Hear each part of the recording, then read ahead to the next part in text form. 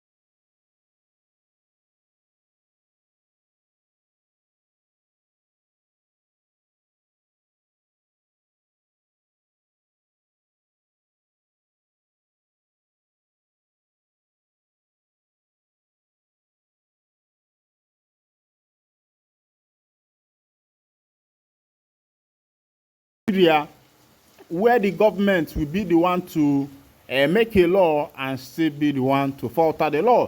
Then another information, IPOB accuses Nigerian Supreme Court of backing Nnamdi Kanu's detention, demands immediate hearing of case.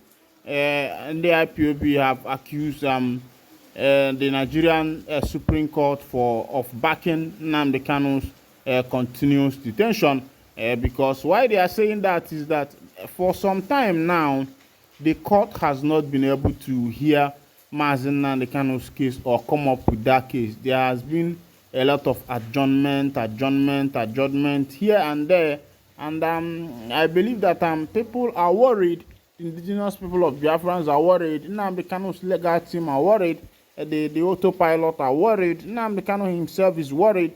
Even though he said that it is not in his nature to start begging the federal government for forgiveness because he knows that he did not commit any offense. And he said that the appellate court has already released him, that it is now the work of the Supreme Court to follow due process and do the right thing and also release him. Because, of course, you know that Malami then brought a case of stay of execution, and that is why Nnamdi Kanu is still in the DSS detention up to today. Now let's go down to that information so that you can see what is happening The indigenous people of Biafra IPOB has accused Nigerian Apex Court, the Supreme Court, of backing the detention of its leader Nnamdi Kanu at the Department of the State Service DSS custody in Abuja by the Nigerian government by failing to set a date to hear the government appeal against the Court of Appeal judgment that discharged and acquitted Kanu. IPOB on Tuesday, in a statement by its media and publicity secretary, Ekpa Powerful, said that in Kanu's case, the Supreme Court has decided to disobey its rule that provides for accelerated hearing of cases. The Biafran group demanded that the Apex Court should either fix a date to hear the Nigerian government's appeal against Kanu or release their detained leader. According to Powerful, it is obvious that the federal government of Nigeria has literally abandoned their appeal against their leader, Kanu, at the Supreme Court of Nigeria because they have no case against an honest man devoted to the emancipation of the oppressed and downtrodden in the society. This is the biggest court case in the history of Nigeria. It is the duty of the government to insist on diligent prosecution of the case rather than running away from their own court. It is laughable that the persons being prosecuted by the federal government is the person asking them to come to court. Is this not bizarre? What is it that the federal government is afraid of in the pursuing of a case they themselves brought at the Supreme Court? When I don't see as it happen, Ekpa Powerful, na in they talk this one, oh. In say, waiting the federal government, they fear self.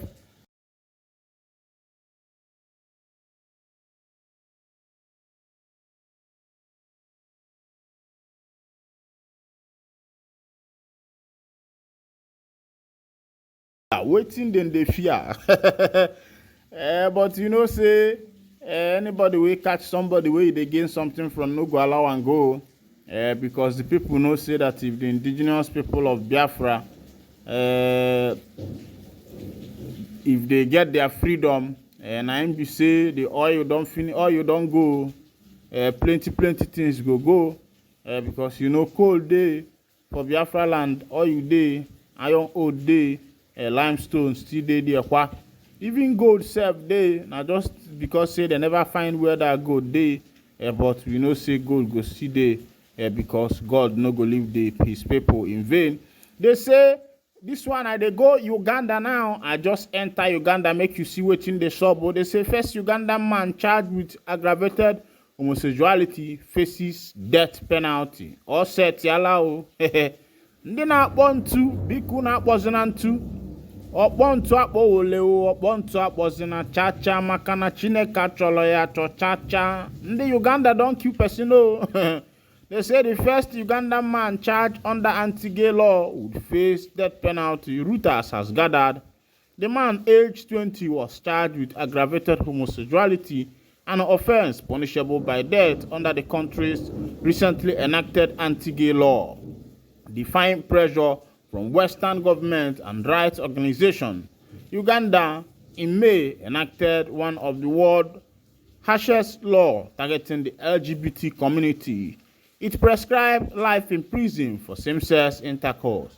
The death penalty can apply in the case deemed aggravated, which include repeat offenses, gay sex that transmits terminal illness, or same-sex intercourse with a minor, an elderly person, or a person with disabilities.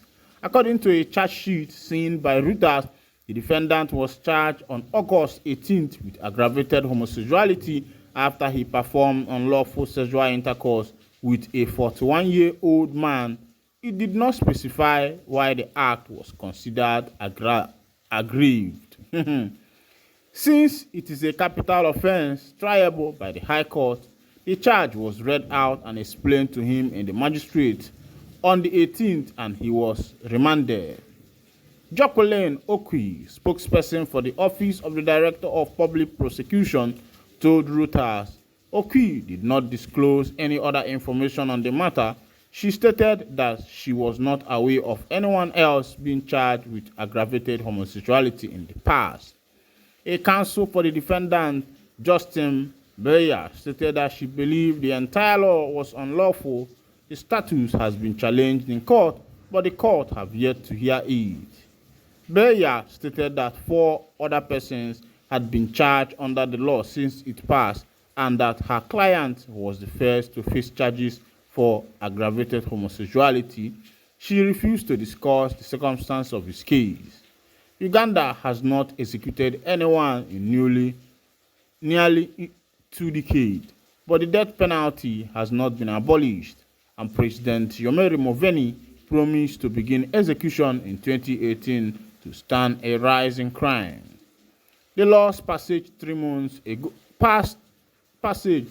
ago attracted significant outrage and threats of legal repercussion. In response to the law, the World Bank froze new public financing to Uganda earlier this month. Visa restrictions have also been imposed on some Ugandan officials, and President Joe Biden has ordered a review of US aid to Uganda. We don't share with Uganda, no want people to respond to.